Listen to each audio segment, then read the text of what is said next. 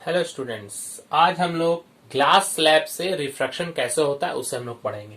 तो glass slab का एक क्रॉस सेक्शन पहले बना लेते हैं। मान लेते हैं ये हमारा ग्लास स्लैब है, इसे हम लोग नंबरिंग कर देंगे, नाम देंगे ए बी सी डी। एक लाइट रे है, इस ए बी सरफेस पर आ रहा है, ऐसे मान लेते तिरछा आ रहा है। ये लाइट रे इस पॉइंट पे, जिस पॉइंट पर आ रहा है उस पॉइंट को अगर हम नाम देंगे, ये अगर P है तो इसे हम लोग नाम देते हैं Q। इस पॉइंट पे एक नॉर्मल बना लेते हैं।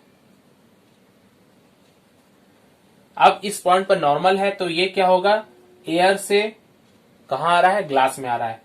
एयर से ग्लास यानी कि हवा से ग्लास, एक रेयर से एक डेंसर मीडियम की तरफ जब भी लाइट रे आता है तो वो क्या होता है, वो अपने नॉर्मल की तरफ वो झुक जाता है। इसको जाना चाहिए था कैसे, इसको जाना चाहिए था ऐसे। चला कैसे जाएगा, ये ऐसे जाकर इस सरफेस पे आकर टकराएगा। ठीक है, ये हो गया हमारा दूसरा क्यू। अब इसे नाम देते हैं हम लोग आर। अब इस पॉइंट पर फिर एक नॉर्मल बना लीजिए।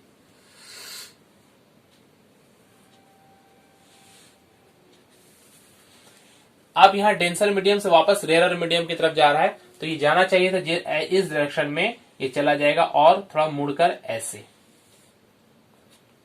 इसे नाम देते हैं पी क्यू आर, इसे नाम देते हैं एस। ये जो एंगल है, ये angle I, angle of incidence क्या कहलाता है, एंगल आई कहलाता है। ये है रिफ्रैक्शन एंगल, इसे नाम देंगे R1। और ये एंगल आपस में इक्वल होगा, बताते हैं भी कैसे होगा। ये देखिए, ये दो नॉर्मल है, दिख रहे हैं, और इसको एक ऐसे लाइन ऐसे काट रहा है। तो ये जो एंगल है, ये एंगल और ये एंगल, ये कैसा एंगल हो गया, दो पैरेलल लाइंस के बीच में जो एंगल होते हैं इस तरह से, इसको हम लोग अल्टरनेट एंगल्स कहते हैं, और दोनों इक्वल होते हैं, इसलिए R1 इक्वल टू R2 हो गया। और ये जो एंगल है इसे हम लोग एंगल ऑफ इमरजेंस कहते हैं। जब ये होता है पूरा प्रोसेस तो ये एंगल आई, ये एंगल ई के बराबर हमेशा होता है।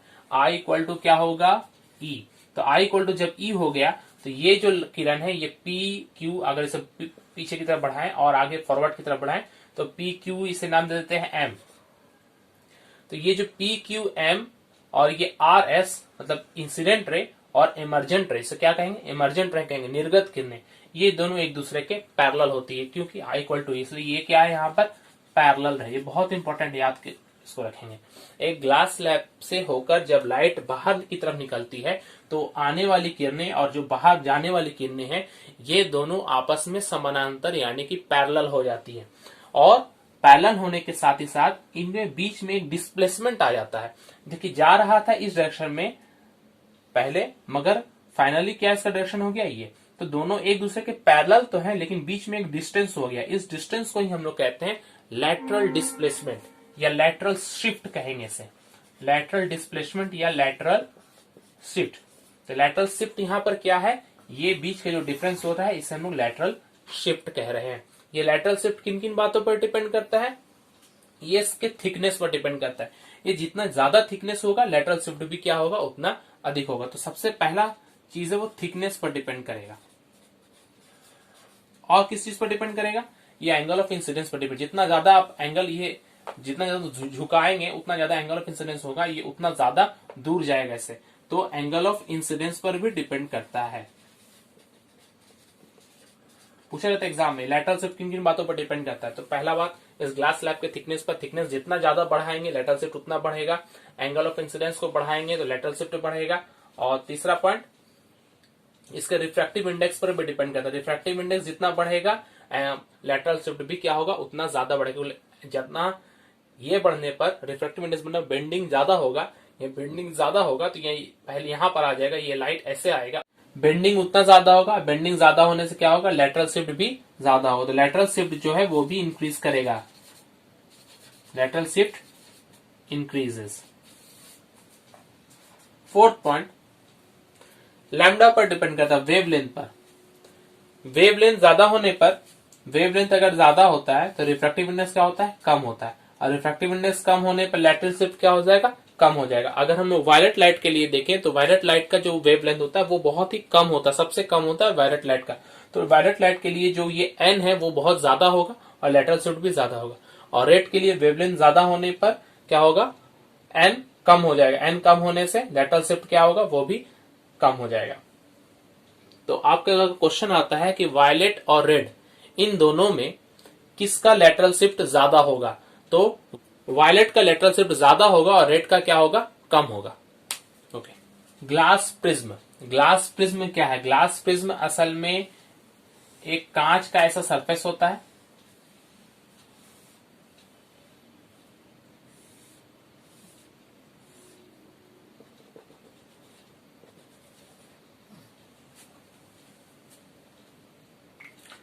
ये दो ट्रायंगल सरफेस और तीन इस तरह का रेक्टेंगल, एक पीछे की तरफ, एक सामने और एक नीचे, तीन रेक्टेंगल सरफेस से घिरा होता है। 5 टोटल इसमें सरफेस होते हैं। इनमें जो नीचे का जो सरफेस है ये पूरा, इसे हम लोग बेस कहते हैं। अगर ये ट्रायंगल के रूप में आप समझे तो इसे हम लोग क्या कहेंगे, बेस कहेंगे। और ये दोनों को हम लोग क्या कहेंगे, रिफ्रैक्टिंग सरफेस कहेंगे। एक से लाइट आएगा और एक से चला जाएगा, इस तरह से इसको समझे। लाइट इधर से आ रहा है और लाइट इधर से निकल जा रहा है, तो ये रिफ्रैक्टिव सरफेस है, रिफ्रैक्टिंग सरफेस। लाइट यहां से आकर यहां से निकलता है। इसे सिर्फ हम लोग क्रॉस सेक्शन सामने का ट्रायंगल से ही हम लोग समझते हैं। और नीचे का जो सरफेस होता है वो घिसा हुआ जैसा होता है, जैसे कांच को घस देते हैं, तो ये एक रिफ्लेक्टिंग सरफेस है। यहां से लाइट टकरा कर वापस अंदर ही चला जाएगा, इससे लाइट बाहर नहीं जा सकता है। तो नीचे का जो सरफेस है ये रिफ्लेक्टिंग कहलाता है। और ये जो बीच का जो एंगल, इसे हम लोग एंगल ऑफ प्रिज्म कहते हैं। तो अगर इसे अच्छी तरीके से समझना है तो ये हुआ इसका एक सिंपल सा क्रॉस सेक्शन, जैसे कि हम लोग पढ़ते हैं। तो ये प्रिज्म पूरा ऐसा दिखने में होता है, मगर इसका सिर्फ ये ट्रायंगल, मतलब ये सामने का जो पोर्शन, इसे हम लोग देखते हैं। लाइट यहां से आएगा, इसके अंदर में जाएगा और उसके बाद ये बाहर निकल जाएगा। तो इस पूरी चीज को हम लोग पढ़ना है कि लाइट जो यहां से आ रहा है यहां पर जा रहा है, ये बीच में जो ये हो रहा है, रिफ्रैक्शन हो रहा है, रिफ्रैक्शन होने के कारण इसका डायरेक्शन कितना चेंज हो रहा है, बीच का डिविएशन कितना हो रहा है, ये हम लोग पढ़ेंगे। एक प्रिज्म लेते हैं, क्रॉस सेक्शन,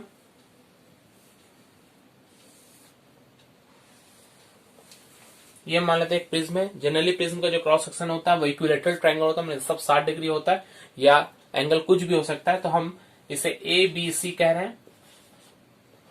इसका ये एंगल ऑफ प्रिज्म है ए। लाइट यहां से आ रहा है, यहां पर ये लाइट को अगर हम लोग पी क्यू कहें, इस क्यू पर एक नॉर्मल खींचना पड़ेगा, तभी समझ में आए कि अंदर की तरफ कैसे बेंड करेगा। तो ये लाइन ऐसे है, तो इस पर नॉर्मल कैसे होगा, ऐसे, ताकि बीच में 90 डिग्री हो। तो यहां पर हम लोग एक नॉर्मल बनाएंगे,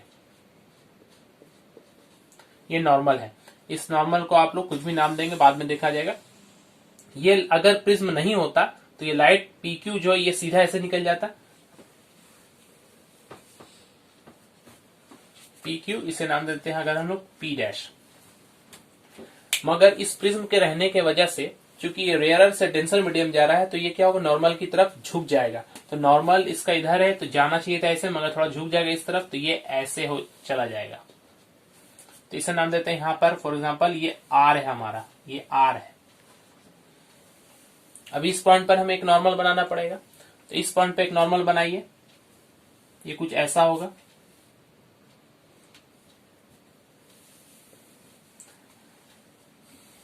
अगर ये यहां से अब डेंसर से कहां जा रहा है, रेयरर जा रहा है, तो डेंसर से रेयरर जाने का मतलब क्या होता है, ये नॉर्मल से दूर चला जाएगा। जाना चाहिए था इसे ऐसे, ये और थोड़ा सा नीचे की तरफ चला जाएगा। इसे नाम देते हैं एस। डायरेक्शन क्या हुआ, P Q R S. Deviation अगर जानना है तो डिविएशन क्या है, ये लाइट जा रहा था इस डायरेक्शन में, चला गया इस डायरेक्शन में, तो बीच में दोनों का एंगल क्या हुआ, तो इसे आगे की तरफ बढ़ाएं और इसे पीछे की तरफ बढ़ाएं। तो इसे पीछे की तरफ बढ़ाएं, देखिए कितना एंगल बनाते हैं यहाँ पर। ये जो बीच का एंगल है, ये एंगल हमें निकालना पड़ेगा और इसमें कुछ नाम देना पड़ेगा। तो इस चीज को अगर नाम दे देते हैं एन और इसका नाम देते हैं हम लोग एम। तो ये एंगल हमें पी डैश एम आर, ये वाला एंगल जो है ये हमारा डेल्टा है। कौन सा angle, angle P dash M R, यही हमें निकालना है। इसी का हमें रिलेशन बताना पड़ेगा, हमारे एग्जाम में पूछा जाता है। तो इसको गौर से देख ले फिर से एक बार। हमारे पास ट्रायंगल है ए बी सी। ट्रायंगल कहने को मतलब ये प्रिज्म का क्रॉस सेक्शन है। लाइट इसके एक सरफेस ए बी सरफेस पर क्यू पॉइंट पर आया, पी क्यू। रिफ्रैक्शन के बाद ये टुवर्ड्स द नॉर्मल झुक कर चला गया क्यू आर की तरफ, और उसके बाद आर से नीचे की तरफ एस चला गया। ये बीच में ये क्यू आर जो है इसे रिफ्रैक्टेड रे कह रहे हैं क्योंकि रिफ्रैक्शन तो हो ही रहा है, मगर ये जो पूरा प्रिज्म है ये अंदर में ठोस है, सॉलिड फॉर्म में है, ये नहीं कि बीच में खाली है, तो हर बार ये रिफ्रैक्शन हो रही है। एक एवरेज वैल्यू इसका लिया गया है क्योंकि ग्लास है तो ये कॉन्टिन्यूअस यहां से यहां तक ग्लास है, बीच में हवा नहीं है कि सीधा से चला गया, पूरा ग्लास होते हुए यहां से वो जा रहा है। तो ये पी क्यू आर एस ये एक पूरा रे पाथ इसका हुआ, और पी क्यू को अगर हम आगे की तरफ बढ़ाएंगे और आर एस को पीछे की तरफ बढ़ाएंगे तो बीच में जो एंगल होगा यही होगा एंगल ऑफ डिविजन जो हमें यहाँ पर निकालना है, और ये एंगल ऑफ प्रिज्म है, इसके से रिलेशन हम लोग देखेंगे। अब ये angle of incidence, angle of refraction क्या होगा इसे नाम देते हैं। तो सबसे पहले ये है एंगल ऑफ हमारा इंसिडेंस आई, I1 कह सकते हैं, आई कहिए, हम आपके बुक में I1 दिया हो तो I1 लिखिए। और ये एंगल ऑफ कौन सा एंगल ऑफ होगा, ये नॉर्मल है और ये रे है हमारा, तो ये बीच का जो एंगल होगा ये कहलाएगा एंगल ऑफ रिफ्रैक्शन R1। अब फिर यहाँ पर ये आ रहा है, ये नॉर्मल है तो ये एंगल ऑफ इंसिडेंस कहलाएगा, इसे हम लोग I2 लिखते हैं, मगर सुविधा के लिए चूंकि यहाँ पर हमें कुछ कैलकुलेशन करने इसलिए हम लोग R2 यहाँ लिखेंगे, I2 ना लिखकर R2 लिखेंगे, नाम कुछ भी दे सकते हैं, मगर ये R2 क्या है, R1 एंगल ऑफ रिफ्रैक्शन है और R2 यहाँ पर एंगल ऑफ इंसिडेंस है, मतलब आपतन कोण को ही R2 से लिख रहे हैं, लिखा जा सकता है, कोई प्रॉब्लम नहीं है। और यहाँ पे ये किरण ऐसे जा रहा है और ये नॉर्मल है तो इसे हम लोग क्या कहते हैं I2, या कहीं कहीं E लिखा है, एंगल ऑफ इमरजेंस भी इसे कह रहे हैं। तो ये एंगल ऑफ इंसिडेंस, ये एंगल ऑफ इमरजेंस, अंदर का ये प्रिज्म का दो एंगल है R1 और R2। अब हमें डेल्टा निकालना है, तो डेल्टा सबसे पहले देखिए, ये जो डेल्टा है, ये जो ट्रायंगल हुआ MQR, इस ट्रायंगल का ये एक बहिष्ठ कोण है, इसे हम लोग एक्सटीरियर एंगल कहते हैं। तो डेल्टा जो है वो ट्रायंगल MQR इसका एक एक्सटीरियर एंगल है। तो एक्सटीरियर एंगल का फॉर्मूला क्या होता है, एक्सटीरियर एंगल जो होता है ये दो इंटीरियर एंगल्स का जोड़ के आता है। तो ये दो इंटीरियर एंगल्स यहाँ पर क्या है, ये वाला एंगल, ये छोटा सा और ये छोटा सा, ये कैसे निकलेगा, ये टोटल I1 में से R1 घटाएंगे और ये I2 में से R2 घटाएंगे तो ये हमारा निकल जाएगा। तो यहाँ पर डेल्टा जो है ये I1 minus R1 plus I2 minus R2। इस चीज को समझ ले अच्छे से, इसे अलग से करके दिखाते हैं। ये कुछ इस टाइप का, ये एंगल देखिए, ये I1 है और ये एंगल भी पूरा क्या होगा, I1 हो गया। अब इसी में से ये यहां से गया हुआ है R1, तो ये I1 में से अगर R1 हटाते तो ये वाला एंगल निकलेगा कि नहीं निकलेगा, तो यही एंगल हमें यहाँ पर चाहिए, ये और ये को जोड़कर बाहर निकलेगा, तो इसलिए I1 माइनस R1, और उस केस में क्या लिखे I2 माइनस R2। अब इसको जब सजा ले तो delta equal to I1 plus I2 और R1 R2 को कॉमन ले लेंगे, माइनस R1 प्लस R2। अब हमें इस R1 और R2 को हटाना है, इसके जगह में हमें A लाना है। हमें लाना है क्या वो हम बता देते हैं पहले ही। अब ये A कैसे आएगा, ये देखिए, ये एक AQNR, ये कुछ ऐसा है कि नहीं, AQNR, ये एक क्वाड्रिलेटरल है, चतुर्भुज है, कोई आयत कोई चतुर्भुज जैसा होता है, आयत वर्ग या समानांतर चतुर्भुज कुछ भी हो सकता है, ये कोई पता नहीं हमें एग्जैक्टली क्या है।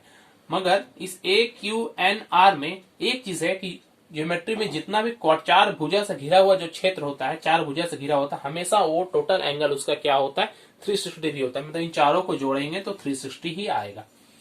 और अगर गौर करें यहाँ पर, ये जो Q एंगल, ये एंगल और ये एंगल यहाँ पर, ये दोनों 90 डिग्री है। गौर करके देख ले, ये लाइन गया तो ये क्या था, इस पर एक नॉर्मल था, तो ये लाइन ये पूरा इस पर 90 डिग्री ही तो बना रही है, ये भी यहाँ 90 डिग्री, यहाँ भी 90, चारों तरफ 90 बन रहा है, तो ये एक 90 डिग्री है। ठीक उसी तरह से यहाँ पर भी ये 90 डिग्री है, तो ये दोनों 90 डिग्री मतलब कितना हो गया, टोटल 180 डिग्री हो गया। तो बाकी कितना बचा, 360 टोटल था, 360 में ये दोनों ही मिलकर 180 हो गया, तो ये दोनों मिलकर कितना होगा 180 होगा। तो अगर हम ये कहेंगे क्वाड्रिलेटरल में या चतुर्भुज में, कौन सा क्वाड्रिलेटरल हमारे पास, चतुर्भुज कौन सा है, AQNR, AQNR में क्या देख रहे हैं हम लोग देख रहे हैं angle A plus angle N equal to कितना होना चाहिए, 180 डिग्री होना चाहिए। और एंगल A इक्वल टू क्या होगा, 180 डिग्री माइनस एंगल एन। ये एंगल एन क्या है, ये छोटा सा ट्राइंगल को देखिए Q R N, Q R N. ये जो ट्राइंगल है इसमें R1 है, R2 और N है। तो ये अगर एक ट्राइंगल है हमारे पास ऐसे, ये R1, ये R2, ये Q, ये R और ये N। तो ये N क्या होगा, R1 R2 और N मिला के 180 डिग्री आता है। तो सिर्फ N का माइनस 1, 180 माइनस R1 R2। या 180 में से N को घटाएंगे तो क्या आएगा, देखिए R1 R2 और N, इन तीनों को जोड़ के आना चाहिए 180 डिग्री। ट्राइंगल का तीन कोण को मिलाकर 180 डिग्री होता है। तो R1 प्लस R2 क्या है, 180 डिग्री माइनस N। तो 180 डिग्री माइनस N की जगह में हम लोग क्या लिख सकते हैं, R1 प्लस R2। यहाँ पर R1 प्लस R2 है, यहाँ पर R1 प्लस R2 किसके बराबर है, A के बराबर है। एंगल है या सिर्फ A बोले, तो इसलिए जो डेल्टा है हमारा I1 plus I2 minus A के बराबर है। बहुत इंपॉर्टेंट फॉर्मूला है। Delta equal to I1 plus I2 minus A, angle of incidence plus angle of emergence minus A मतलब एंगल ऑफ प्रिज्म। तो ये तीन चीज पर डिपेंड कर रहे हैं, यहां पर देख रहे हैं I1 पर, I2 पर और माइनस A पर। यहां पर ये जो एंगल ऑफ डिविएशन है प्रिज्म का, ये और किन किन बातों पर डिपेंड कर, जो हमें यहाँ नहीं दिख रहा है उन चीजों पर भी डिपेंड कर सकता है। तो किन किन बातों पर डिपेंड करता है उसका हम लोग चार्ट पढ़ लेंगे। सबसे पहला, ये एंगल ऑफ डिविएशन जो है, ये इस मटेरियल जो भी हम लोग ग्लास प्रिज्म लिए हैं उसके रिफ्रैक्टिव इंडेक्स पर डिपेंड करेगा। रिफ्रैक्टिव इंडेक्स जितना आप लोग बढ़ाएं, रिफ्रैक्टिव इंडेक्स बढ़ाने पर ये डेल्टा का मान क्या होता है, उतना ही ज्यादा बढ़ता है, क्योंकि बेंडिंग उतना ज्यादा होता है तो डिविएशन भी क्या होगा, उतना ज्यादा होता है। और एन बढ़ने पर डेल्टा क्या होता है, बढ़ता है। सेकंड पॉइंट, अब एन बढ़ने पर बढ़ता है तो लैम्डा के साथ में क्या रिलेशन होगा, लैम्डा मतलब वेवलेंथ। वेवलेंथ बढ़ाने पर एन घटता है, एन घटेगा तो डेल्टा क्या होगा, घटेगा। तो अगर यहां पर हम लोग ब्लू या वायलेट और रेड, ये दो अगर लाइट लेते हैं तो वायलेट के लिए लैम्डा क्या होता है, वायलेट के लिए लैम्डा जो है, वायलेट के लिए लैम्डा कम होता है तो एन क्या होगा, ज्यादा होगा। एन ज्यादा होगा तो डेल्टा क्या होगा, ज्यादा होगा। इसका मतलब डिविएशन किसका ज्यादा होगा, वायलेट का ज्यादा होगा। मतलब वायलेट क्या होगा, नीचे की तरफ ज्यादा जाएगा।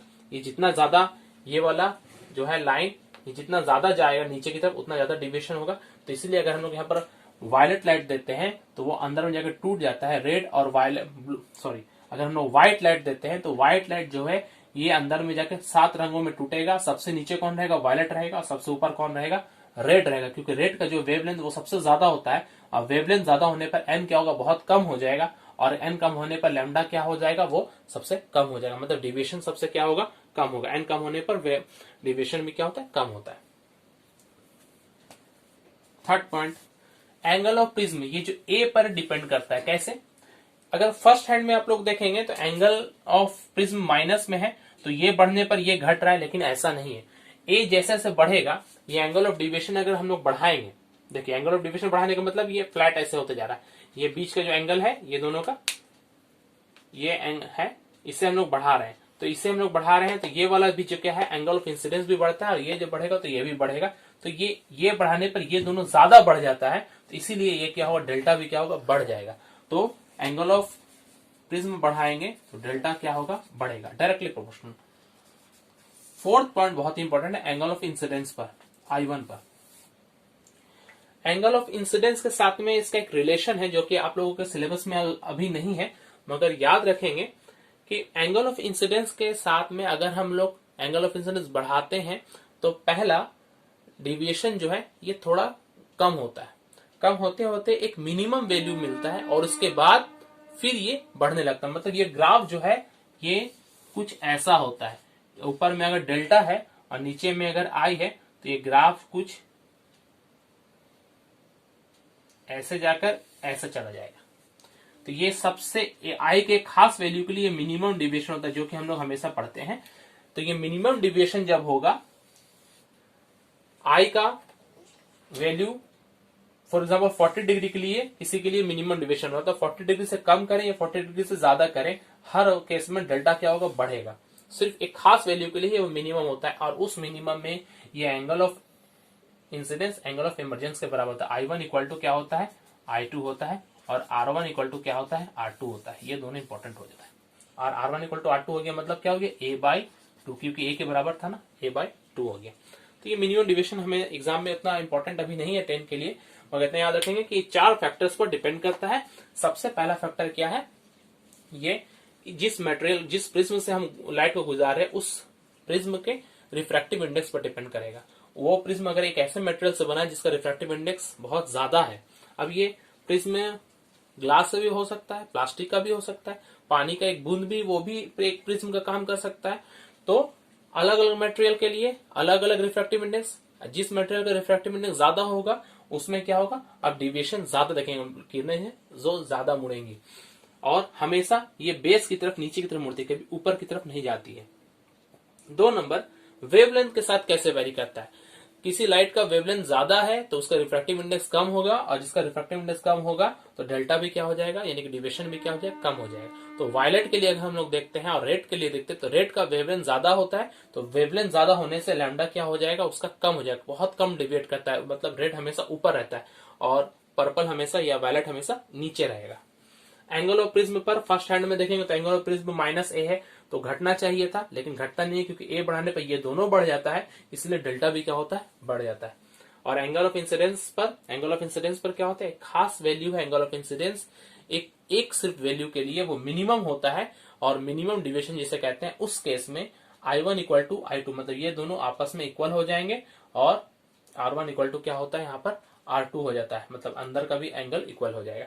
तो ये है पूरा प्रिज्म, ये आपको डेरिवेशन आता है एग्जाम में, इसे आप लोग पूरा करेंगे।